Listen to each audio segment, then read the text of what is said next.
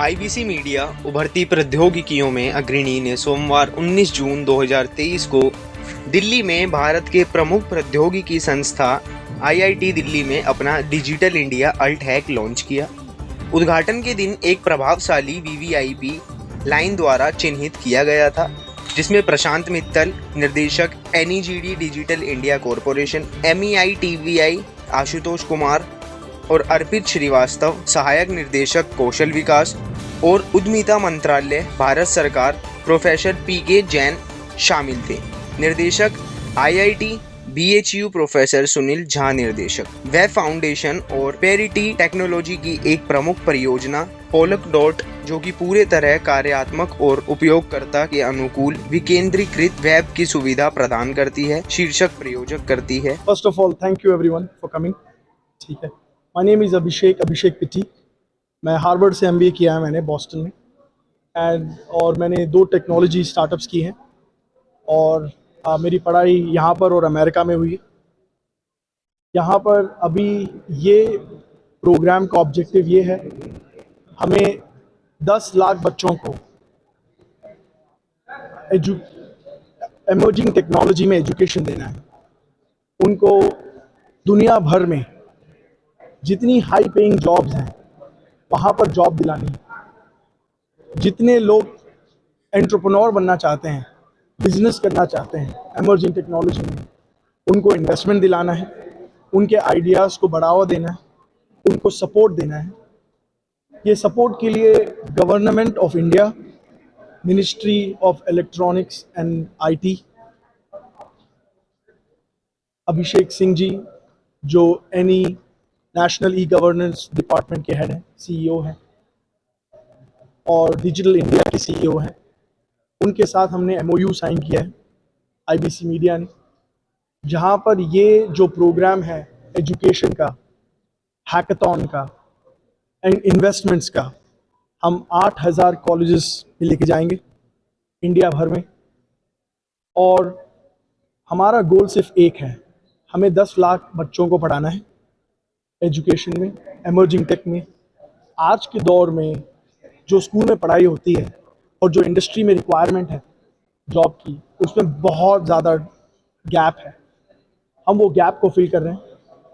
19,000 कंपनियां जो दुनिया भर में हैं, जो यहाँ पर हायर करना चाहती हैं, ये बच्चों के पास अपॉर्चुनिटी जो है वो 2 साल में करीबी 80 लाख और 1 करोड़ के ऊपर सैलरी कमा सकते हैं।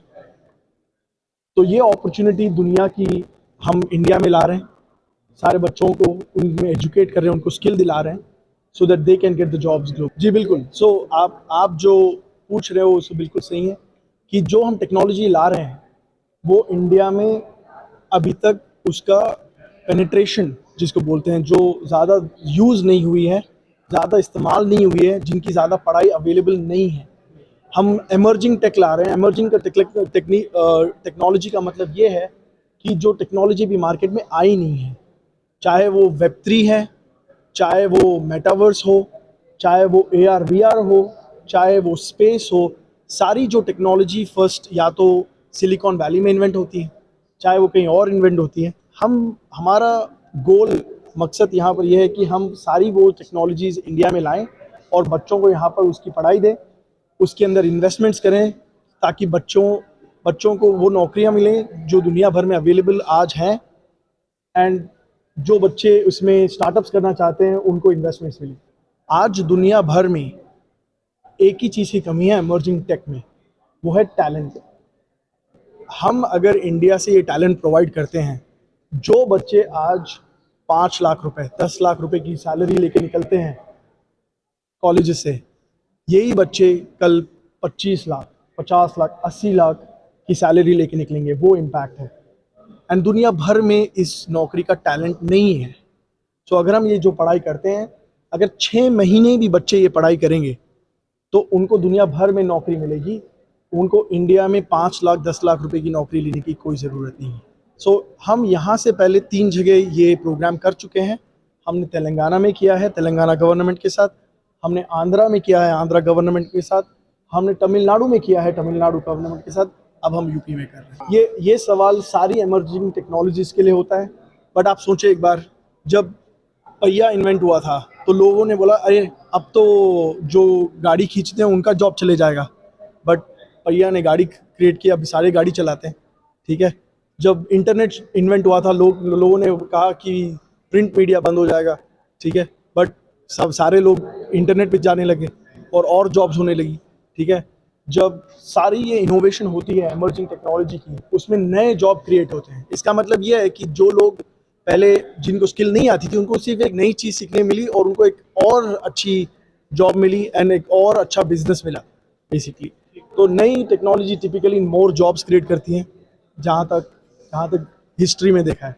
इससे ये मैसेज देना चाह रहे हैं कि इंजीनियरिंग का जो डायमेंशन चेंज हो रहा है आज के उसमें परिवेश में, उसमें नई टेक्नोलॉजीज़ को समझना बहुत ज़रूरी है।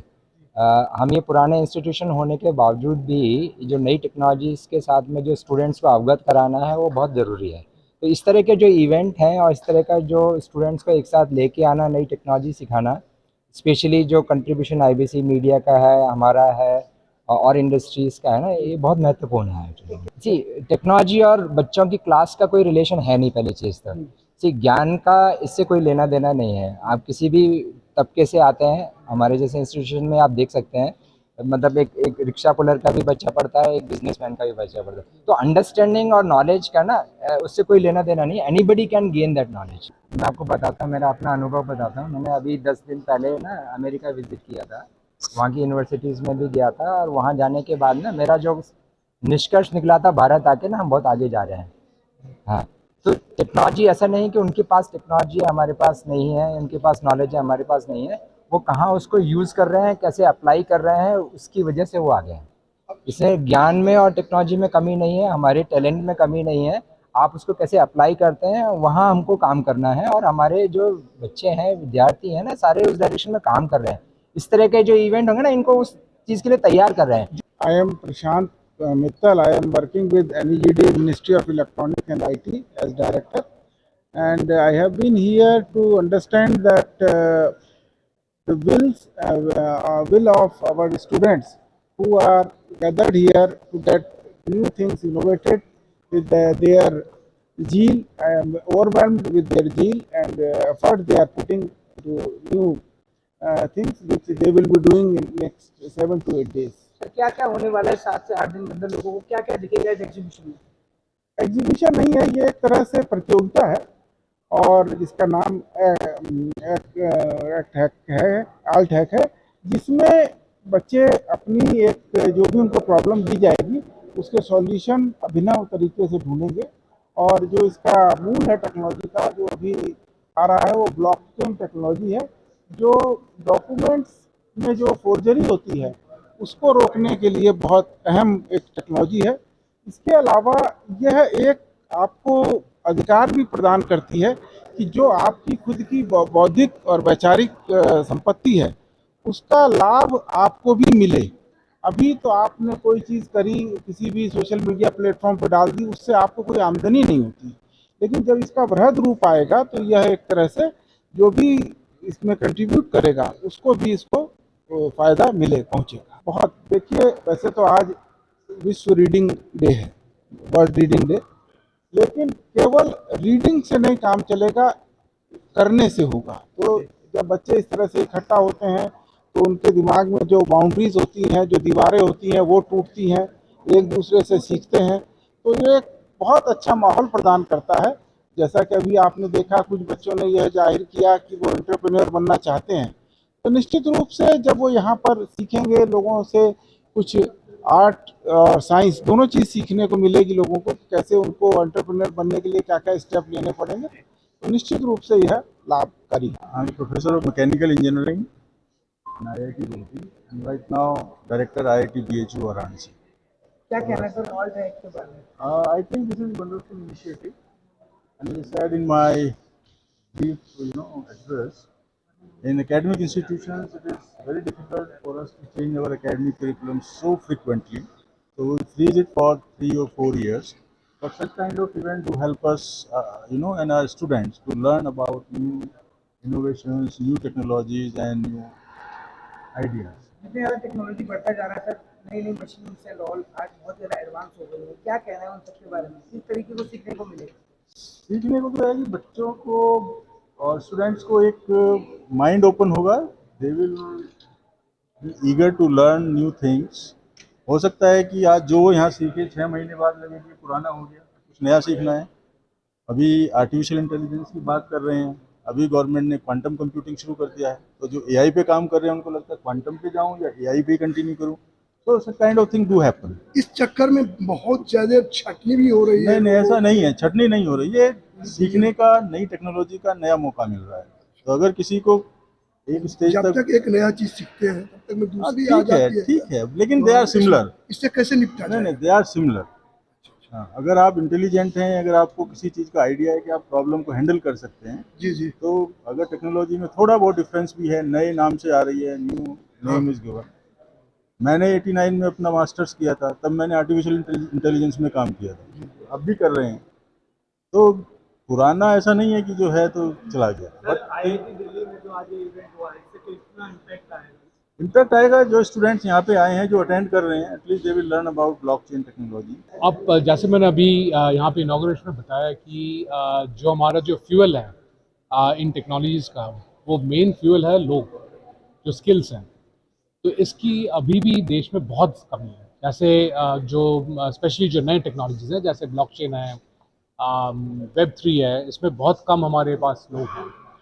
तो ऐसे जो इवेंट हो रहे हैं और जो इनिशिएटिव्स हो रहे हैं, जो आज आईआईटी में हुआ है, इसके कारणवश हमें बहुत सारे लोग ऐसे मिल सकते हैं जो फुल्ली ट्रेंड हो, जो वर्ल्ड क्लास हो. और एक तो ये है कि हमें लोग चाहिए, दूसरा हमें ये भी चाहिए कि एंटरप्रेन्योर्स जो ये टेक्नोलॉजी लेके उसके ऊपर बिजनेस मॉडल्स बनाएं. अगर हमारे पास सिर्फ टेक्नोलॉजी है और कोई बिजनेस मॉडल नहीं है, उसका कोई मतलब नहीं है. फिर तो हम जैसे हम 1980-90 में थे कि हम लोग बाहर भेज रहे हैं कि वो बाकी कंपनीज़ के लिए वो डेवलप करें, तो वापस हम उसी स्थिति में आ जाएंगे. तो हमें तकनीकी लोग भी चाहिए और हमें एंटरप्रेन्योर्स भी चाहिए जो टेक्नोलॉजी लेके उसके ऊपर बिजनेस बना सके, और जिसके कारण हमें इंडिया में ज़्यादा नौकरी मिले, इंडिया से टेक्नोलॉजीज़ बने, इंडिया से चीज़ें बाहर जाएं. उसका जो प्रारंभ है वो यहाँ से शुरू हो रहा है. आखिर वो कौन सा कारण है कि आईआईटी से निकल के लोग और यूएसए यूके चले जाते हैं और वहाँ जा करके काफी नाम कमा लेते हैं? यहाँ क्यों नहीं हो पाता है? इतना तो रीडिंग दिया है, आखिर हम में कौन सी वो कमजोरी है? आप जैसे आपने बताया, इसमें कोई जो स्टूडेंट्स की कोई कमज़ोरी है नहीं. अगर आप कमज़ोरी देखें तो ये सिस्टम की कमज़ोरी है. जैसे हमारे पास कैपिटल नहीं है, अगर जो हमें पूंजी चाहिए कुछ नया शुरू करने के लिए, वो कम है इंडिया में. इसलिए आप देखेंगे कि जो बड़े बड़े सिस्टम्स हैं बाहर के देश में, वो बड़े बड़े कंपनियां बनाते हैं, जैसे गूगल, माइक्रोसॉफ्ट, ये सब चीज़ें बनाते हैं, फेसबुक. इंडिया में जितने भी बड़े चीज़ें हैं वो आप देखेंगे सरकार बनाता है. यूपीआई देखिए, आधार देखिए, ये कौन बना रहे हैं? सरकार बना रहा है, क्योंकि सरकार के पास उतना पूंजी है. तो हमें धीरे धीरे हमें देश में और पूंजी आ रहे हैं, जो वेंचर कैपिटलिस्ट हैं, पी फंड्स हैं, ये सब पूंजी अब इंडिया में डाल रहे हैं. तो उस कारणवश आप देखेंगे धीरे धीरे इंडिया से भी बहुत डेवलपमेंट हो रहा है, प्रोग्रेस हो रहा है. अगर आप आईआईटी दिल्ली में देखें, जोमेटो आईआईटी दिल्ली से बना हुआ है. ऐसे काफ़ी सारे कंपनीज है, फ्लिपकार्ट है, वो आईआईटी दिल्ली से बना हुआ है. ये सारे कंपनीज फिर आईआईटी दिल्ली और बाकी जो एंटरप्रेन्योर्स इंडिया के वहाँ से आ रहे हैं, क्योंकि अभी उनके पास पूंजी आ रहा है जो पहले था नहीं. See, this particular event done under the aegis of IIT Delhi and initiated by the IBC is a landmark event in the field of technology. All of you know that how technology is changing every day basis. And India is poised to embrace almost all the emerging technologies in a big way. If you look at the government policies today, it's the most progressive vis-a-vis the technology. So therefore, the students who will constitute the future generation of the technology leadership should be able to understand, comprehend and appreciate the inroad of the technology that is going to make to the society. Only they will be able to be in a position to contribute to the society at large. After all, technology doesn't mean it will give only the business solution. It has a lot of responsibility to the society as well. So a lot of societal problems can be very well solved by the new technologies. And this will be probably one of the key takeaway from